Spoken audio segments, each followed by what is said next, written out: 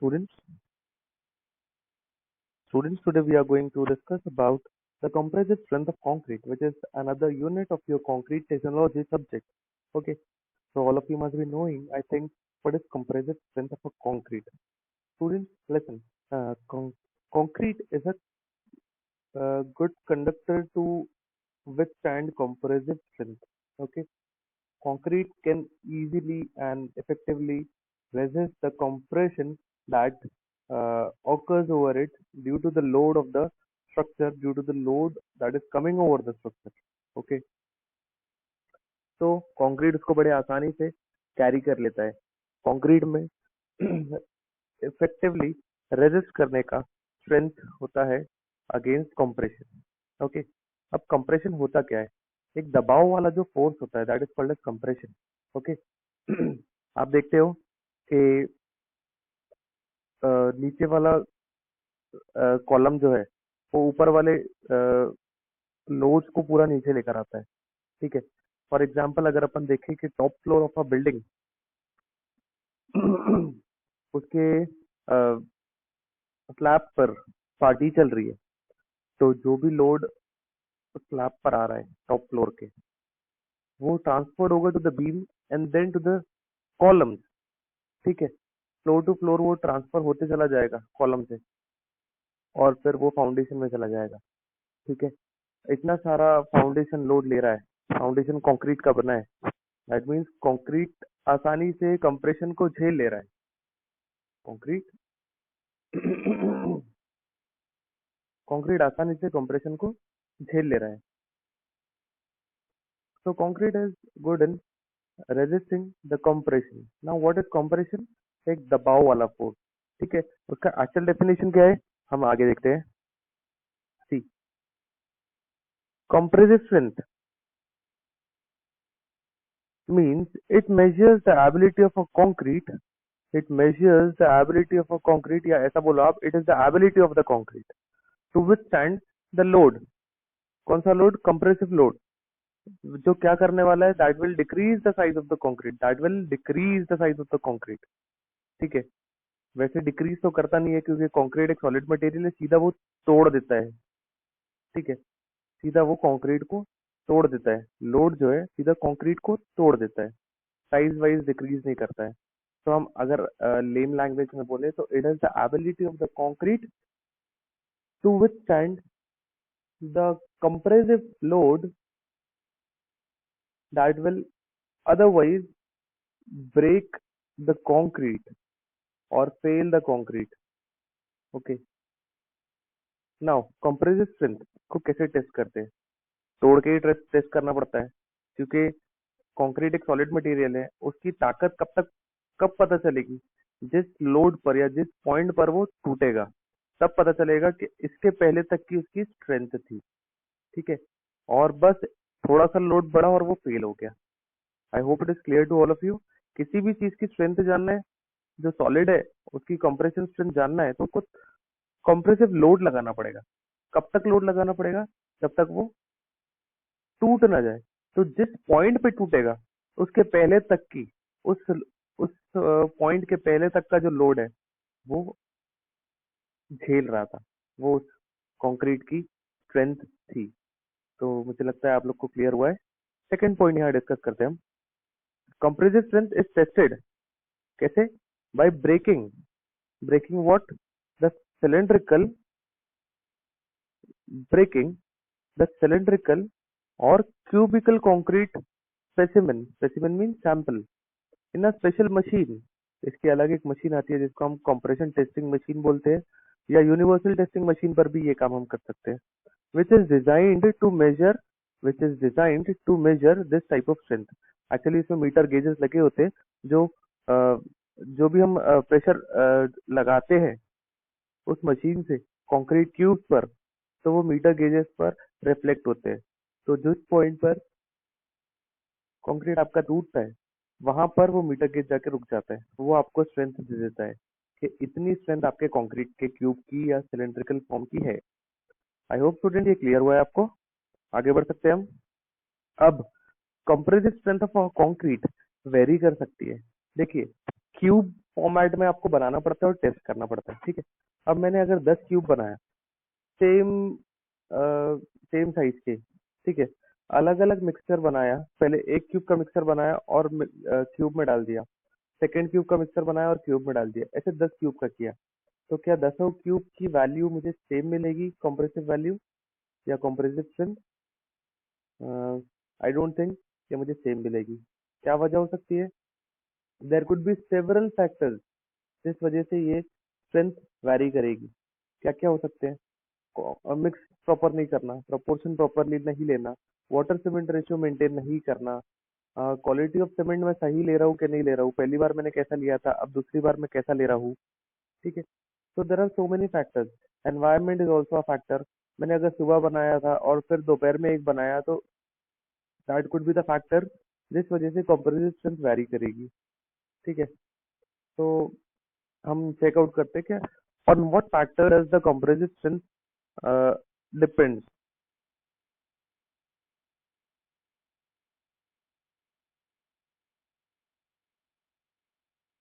So let's start with the factors affecting the compressive strength of concrete. Okay, factors affecting the compressive strength of concrete. सबसे पहला हम पकड़ते हैं this quality of raw material, ठीक है।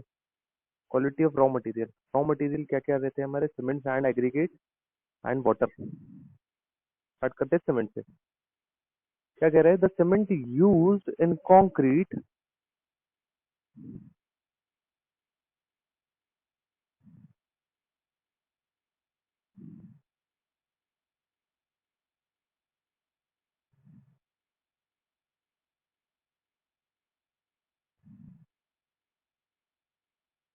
okay, the cement used in concrete must be of appropriate size, yeah, must be of appropriate standard, and it has been stored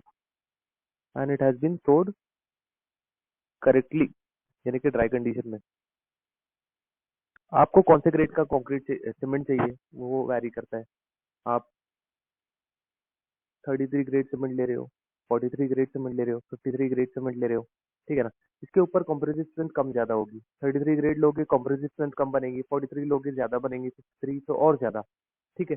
तो compressive strength of a concrete depends on cement का grade या cement का standard, and वो किस condition में रखा गया है, and it should be stored correctly, यानी कि ड्राई कंडीशन में। अगर उसका आप एटमॉस्फेयर की कंडीशन में रखोगे तो मॉइस्चर पकड़ेगा। 43 ग्रेड कंक्रीट को, 43 ग्रेड सीमेंट को भी आप अगर एटमॉस्फेयर मॉइस्चर वाले एटमॉस्फेयर में रखोगे तो वो भी स्ट्रेंथ कम देगा, ठीक है ना। तो दोनों फैक्टर्स डिपेंड करते हैं, एक तो ग्रेड और दूसरा उसके condition of storage. Condition of storage dry होनी चाहिए।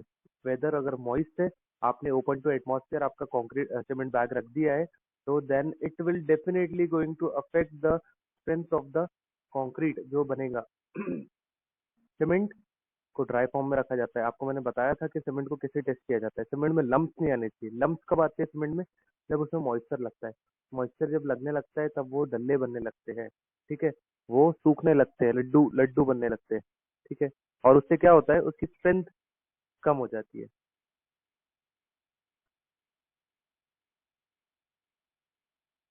और देन नेक्स्ट मटेरियल को हम लेते हैं, दैट इज एग्रीगेट। एग्रीगेट भी आपको पता है, साइज ऑफ एग्रीगेट।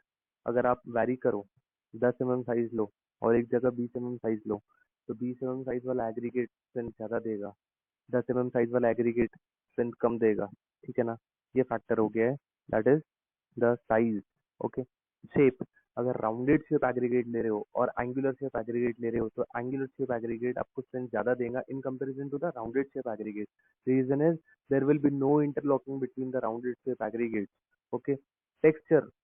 थर्ड चीज मैं बात कर रहा हूँ, that is texture. Smooth and rough, ठीक है। Smooth texture and rough texture ज्यादा स्ट्रेंथ कौन देगा? Rough texture. रफ टेक्सचर क्यों? क्योंकि फ्रिक्शन ज्यादा रहेगा, फ्रिक्शन ज्यादा, interlocking best and strength best, ठीक है ना। नेक्स्ट, इसमें एक चीज यहाँ खुद नहीं दिख रही है, that is the quality of aggregate. अच्छा लिखा हुआ है यहाँ पे, okay. Quality of aggregate, quality of aggregate, that is whether the aggregate is porous और non porous. Porous aggregate strength कम देंगे, नॉन पोरस एग्रीगेट स्ट्रेंथ ज्यादा देंगे, पोरस एग्रीगेट्स पानी पिएंगे और वक्त आएगा तो पानी निकाल देंगे, यानी कि उसके अंदर वॉइड्स रहेगा, तो स्ट्रेंथ कहाँ से देगा? ठीक है। Quality of aggregate also affect the compressive strength of concrete. The last thing is the strength of aggregate itself. Aggregate की खुद की स्ट्रेंथ होती है, ठीक है ना। एग्रीगेट, कुछ एग्रीगेट अच्छी स्ट्रेंथ देते हैं, कुछ एग्रीगेट यानी कि स्टोन कम स्ट्रेंथ देते हैं। तो आपने कौन सा स्टोन के लगाया है, ठीक है ना। The strength of that aggregate itself going to represent the strength of concrete. Okay, apart from that the presence of, यहाँ देखिए लिखा हुआ है, the presence of salt, silt and clay also reduces the strength of concrete. Also reduces the strength of concrete. अगर aggregate को आपने साफ नहीं किया, क्या किया जाता है, एग्रीगेट आपके वेल क्रश्ड होकर, रिफाइंड होकर साइड पर उतरते हैं। लेकिन अगर आप ऐसा ऐसा एग्रीगेट ले लेते हो जो प्रॉपर्ली रिफाइंड नहीं हुआ है, उसमें सॉल्ट लगी हुई है, then it is definitely going to affect or deteriorate your aggregate, which ultimately going to deteriorate the strength of concrete or hamper the strength of concrete. Similarly, clay, silt, ये सब चीजें इसमें लगी नहीं होनी चाहिए, ठीक है। तो अगर ये सब चीजें लगी है तो definitely it will going to affect the strength of a concrete. Next raw material is water. आप वाटर से भी कॉम्प्रोमाइज नहीं कर सकते हो। जो वाटर आप यूज कर रहे हो for preparing the concrete should be free from the microbial और ऑर्गेनिक पार्टिकल, ठीक है ना। उसमें कोई ऑर्गेनिक मटेरियल नहीं होने चाहिए, ठीक है। पानी should be free from salt, alkaline water नहीं होना चाहिए। The water should be fit for drinking purpose, ऐसा वाटर आपको यूज कर। So that is all about the raw material of concrete जो हैम्पर करते हैं the compressive strength of concrete. Next factor that affect the compressive strength is the water cement ratio. So water cement ratio जैसे कि हमने बात किया है, कहाँ से कहाँ तक रेंज करना चाहिए, it should range between 0.4 to 0.6। Okay, water cement ratio अगर ज्यादा करोगे आप तो that will going to affect the strength. क्यों? देखिए, वाटर अपॉन सीमेंट का रेशियो ज्यादा हुआ, दैट मीन्स न्यूमरेटर की वैल्यू ज्यादा है, यानी कि पानी की वैल्यू ज्यादा है। पानी ज्यादा रहेगा अगर, ठीक है, तो that will definitely going to affect the strength. क्यों? क्योंकि पानी तो वॉइड छोड़ देगा, पानी हमेशा तो वहां रहेगा नहीं, पानी वहां पे वॉइड छोड़ देगा। जितना पानी की ऐसे जल हाइड्रेशन बनाने के लिए, जितना पानी हाइड्रेशन करने के लिए यूज होगा, उतना पानी सी एस एच जेल बन जाएगा, ठीक है। लेकिन एक्स्ट्रा का वाटर क्या होगा, that will definitely going to get expel out of the concrete body and thus going to leave the void in its place. So that will definitely going to affect the strength of a concrete. So higher water cement ratio will result into lower compressive strength and lower the water cement ratio will result into higher compressive strength, ठीक है। आते हैं next factor पे जो affect करेगा compressive strength of concrete, that is your course and fine aggregate ratio. देखिए, आपके concrete में कोर्स एंड फाइन एग्रीगेट दोनों होते हैं, उनका रेशियो मेंटेन्ड होना चाहिए। देखिए, मैं बताया था कंक्रीट ऑफ M20 ग्रेड का रेशियो होता है 1:1.5:3। ये क्या चीज है? दिस इज अ प्रोपोर्शन, ठीक है ना, दिस इज अ रेशियो। उसके हिसाब से हमको मटेरियल डालना पड़ेगा। 1 part of cement, 1.5 part of sand and 3 part of aggregate, ठीक है। अगर वो मेंटेन ना करे तो काफी सारे फ्लक्चुएशंस आपके स्ट्रेंथ में या क्वालिटी में मिलते हैं कंक्रीट के। तो क्या किया जाता है, देखिए, अगर कोर्स और फाइन एग्रीगेट का रेशियो मेंटेन नहीं किया तो फॉर एग्जांपल आपने फाइन एग्रीगेट बढ़ा दिए, छोटे एग्रीगेट, फाइन एग्रीगेट आपने बढ़ा दिया है कोर्स एग्रीगेट के मुकाबले, तो क्या होगा, कोर्स एग्रीगेट आपकी ज्यादा जगह लेंगे या फाइन एग्रीगेट ज्यादा जगह लेंगे? क्या होगा, आपके फाइन एग्रीगेट ज्यादा जगह लेंगे, सरफेस एरिया जो कवर करेगा वो फाइन एग्रीगेट ज्यादा करेगा, कोर्स एग्रीगेट कम करेगा, ठीक है। तो if the proportion of fine aggregate is increased in relation to the coarse aggregate, the overall surface area that is covered by the aggregate, total aggregate will be increased. Surface area बढ़ जाएगा तो पानी ज़्यादा लगेगा, पानी ज़्यादा लगेगा मतलब वाटर सीमेंट रेशियो बढ़ जाएगा, और वाटर सीमेंट रेशियो बढ़ जाएगा तो स्ट्रेंथ खराब हो जाएगी। तो आपको फाइन एग्रीगेट और कोर्स एग्रीगेट का रेशियो मेंटेन करना है। ठीक है, फाइन एग्रीगेट को 2 कर दोगे या 3 कर दोगे, 1.53, ये आपका रेशियो है। तो आपने सीमेंट को रखा 1, फाइन एग्रीगेट को आपने 2 कर दिया, और कोर्स एग्रीगेट को आपने 2.5 कर दिया। तो क्या किया आपने, यहाँ छेड़खानी कर दिया between fine aggregate and coarse aggregate के रेशियो में। तो ऐसा नहीं करना है, वजह मैंने आपको बताया हूँ। जो फाइन एग्रीगेट ज़्यादा डालोगे तो सरफेस एरिया ज़्यादा कवर होगा, ज़्यादा सरफेस एरिया कवर होगा, पानी ज़्यादा लगेगा, पानी ज़्यादा लगेगा, वाटर सीमेंट रेशियो बढ़ जाएगा, और वाटर सीमेंट रेशियो बढ़ने से स्ट्रेंथ कम हो जाएगी। Next factor is the age of concrete. आप सबको पता है कंक्रीट की जैसे जैसे एज होती है कंक्रीट की स्ट्रेंथ बढ़ती है। कंक्रीट अपने पहले 28 दिन में स्ट्रेंथ गेन करता है, ठीक है ना। तो विथ एज ऑफ कंक्रीट उसकी स्ट्रेंथ बढ़ती है, ठीक है।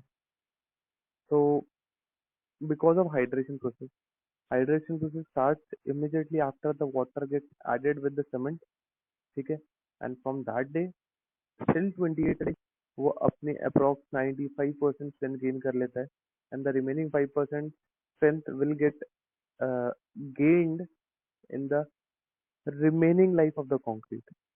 दैट मीन्स वो बहुत कम है और वो बहुत रिमेनिंग लाइफ में कंप्लीट हो रही है, तो उसको हम काउंटेबिलिटी में नहीं लाते हैं, ठीक है। तो 28 डेज में अपनी स्ट्रेंथ कंक्रीट गेन कर लेता है। तो this is also a factor जिससे कंप्रेसिव स्ट्रेंथ वैरी करती है। अगर आपने 10 दिन में कंप्रेसिव स्ट्रेंथ देखा तो कम मिलेगी, 15 दिन में देखा तो थोड़ी ज़्यादा मिलेगी, 20 दिन में ज़्यादा, 28 दिन में ज़्यादा, और उसके बाद तो फिर it will going to be same till the last, ठीक है।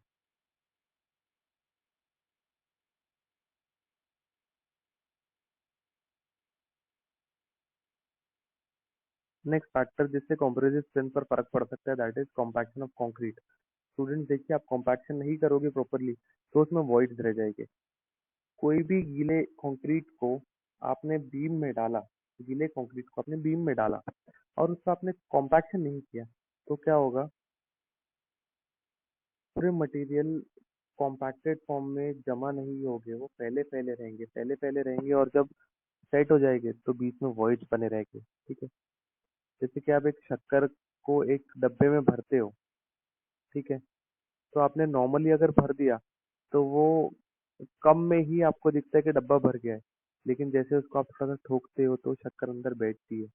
क्या होता है, एक्चुअली वो लूजली सेट होते हैं, यानी लूजली अपनी प्लेस लेते हैं, तो बीच में वॉइड्स रखते हैं।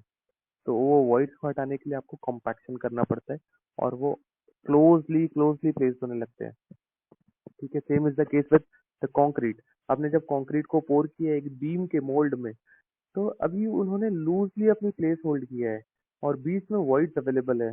आपको कॉम्पैक्शन करना पड़ेगा तभी वो क्लोजली प्लेस्ड होंगे, हर मटेरियल क्लोजली प्लेस्ड होगा और वॉइड्स निकल जाएगी, ठीक है।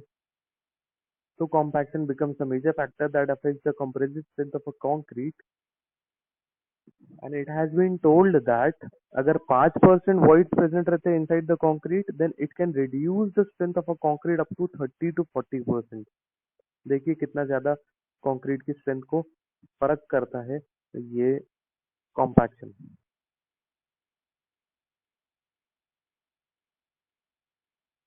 Next factor is the temperature. Students देखिए, अगर आपने समर सीजन में where the temperature is above 48 degree Celsius concreting किया आपने, तो क्या होगा, हाइड्रेशन प्रोसेस रैपिड हो जाएगा, हाइड्रेशन प्रोसेस फास्ट हो जाएगा, क्योंकि जो सीमेंट सैंड है वो तो अपना, सॉरी, सीमेंट एंड वाटर जो है वो अपना हाइड्रेशन प्रोसेस स्टार्ट कर ही दिए थे, लेकिन टेम्परेचर ने उसको और एक्सेलरेट कर दिया। अब क्या होगा, कंक्रीट फटाफट हाइड्रेशन करेगा और स्ट्रेंथ गेन करना स्टार्ट करेगा, ठीक है। वो as compare to the concrete that is getting casted in the lower temperature, उसके मुकाबले ये हायर टेम्परेचर वाला जल्द से जल्द स्ट्रेंथ गेन करेगा, लेकिन इसके साथ साथ ऐसा हो जाएगा कि कंक्रीट का पानी फटाफट उतरने लगेगा, आपको क्यूरिंग करने को भी टाइम नहीं मिला और हाइड्रेशन होता चला गया। ठीक है। अब क्या हुआ, उसने पहले तो स्ट्रेंथ गेन कर लिया लेकिन साथ साथ वॉइड्स भी छोड़ दिया, तो लेटर स्ट्रेंथ वो गेन नहीं कर पाएगा, क्योंकि लेटर स्ट्रेंथ गेन करने के लिए उसके पास पानी चाहिए था और पानी अंदर अवेलेबल नहीं है, तो हाइड्रेशन नहीं हो पा रहा है आगे यानी कि लेटर स्ट्रेंथ में, लेटर स्टेज में। तो the later strength of the concrete that has been casted in a higher temperature will be low, whereas अगर आपने एक लो और मीडियम टेम्परेचर में कंक्रीट कास्ट किया तो एक नॉर्मल रेट से हाइड्रेशन होता चला जाएगा और साथ साथ में आप क्यूरिंग प्रोवाइड करते चले जाओगे, तो क्या होगा, अंदर का पानी जितना हाइड्रेशन के लिए यूज होना है वो यूज होते जा रहा है और आप क्यूरिंग करते चले जा रहे हो। दैट मीन्स आप बैलेंस मेंटेन कर रहे हो, एंड दैट इज हाउ आप अ, उसके अंदर वॉइड्स पैदा नहीं होने दे रहे हो, कंक्रीट के अंदर वॉइड्स पैदा नहीं होने दे रहे हो, एंड हेंस जो फाइनल स्ट्रेंथ रहेगी कि मीडियम टेम्परेचर वाले की ज्यादा रहेगी as compare to higher temperature. I hope students आपको समझ में आया हो कि हायर टेम्परेचर से फर्क क्या होता है। हाइड्रेशन प्रोसेस फास्ट हो जाता है, आप क्यूरिंग भी नहीं कर पाते और पानी ज्यादा से ज्यादा यूज होने लग जाता है।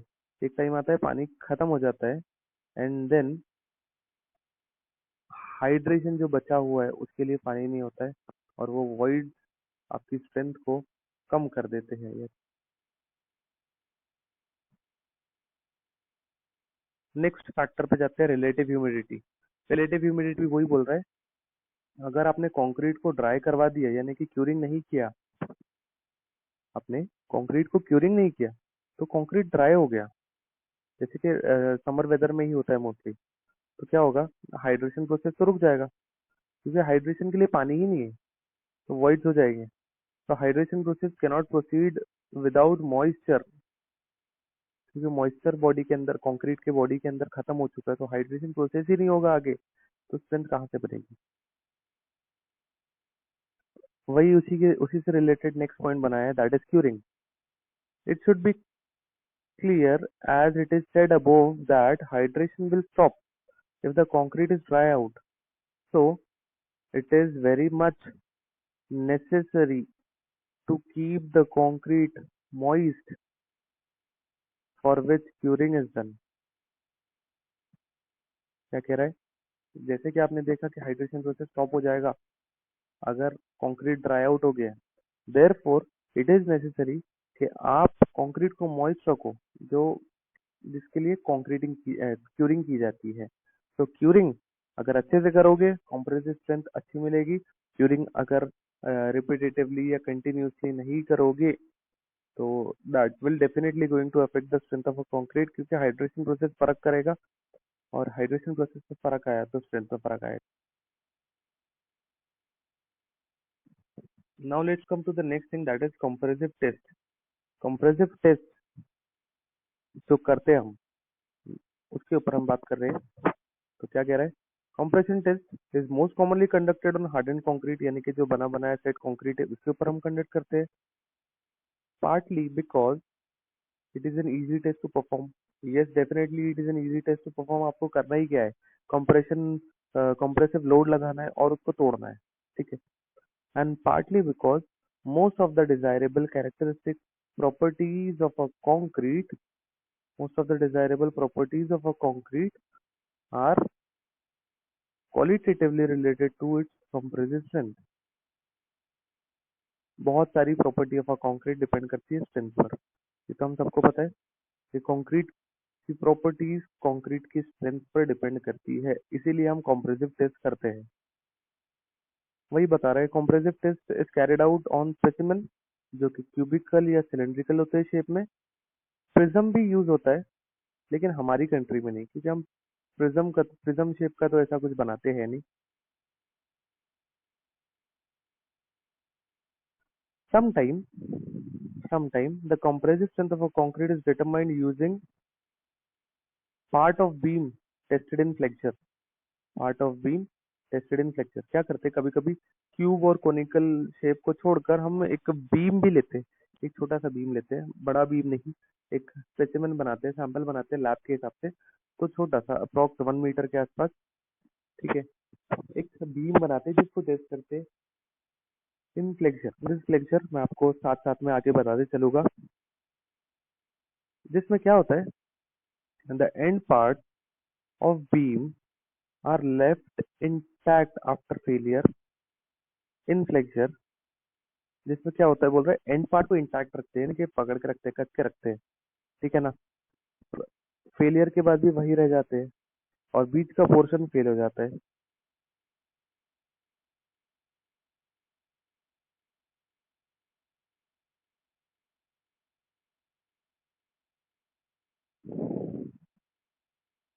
आगे क्या बोल रहा है, the beam is usually square in cross section. ये ज्यादातर स्क्वायर होता है बीम, या रेक्टेंगुलर कह सकते हैं। So the part of the beam could be used to find out the compressive strength, ठीक है। क्या करते हैं, क्योंकि बीम एक क्यूब की तरह ही होता है, लेकिन क्यूब की तरह या स्क्वायर बोलो आप, उसकी तरह होता है, स्क्वायर की तरह होता है। तो ये हम पार्ट ऑफ बीम को यूज कर सकते हैं to find out the compressive strength. यहाँ बता रहा है कि क्यूब अगर ले रहे हैं तो साइज क्या रहता है। देखिए ये क्यूब रहता है, इस क्यूब को अब अगर लैब में आओगे तो लैब में आपको समझ में आएगा कि क्यूब कैसे होते हैं और क्यूब के साइजेस क्या होते हैं। जनरली मैंने बता दिया आपको, the size is 15 centimetre by 15 centimetre by 15 centimetre. अगर if the largest nominal size of the aggregate does not exceed 20 mm, 10 centimeter size cube may also be used as alternative। क्या बोल रहे हैं, अगर आप एग्रीगेट का साइज 20 से ऊपर नहीं ले जा रहे हो तो 10 सेंटीमीटर साइज के क्यूब भी बना सकते हो। 10 centimetre bye 10 centimetre bye 10 centimetre, ठीक है, ठीक है। सिलेंड्रिकल स्पेसिमेन की अगर बात करें तो बोल रहा है कि cylindrical test specimen have length equal to twice the diameter. यानी कि 15 अगर डायमीटर तो 30 उसकी लेंथ होनी चाहिए। देखिए वही बता रहा है लास्ट नेक्स्ट सेंटेंस में, they are 15 centimetre in diameter and 30 centimetre long. यानी कि ट्वाइस हो गई ये लेंथ, ठीक है।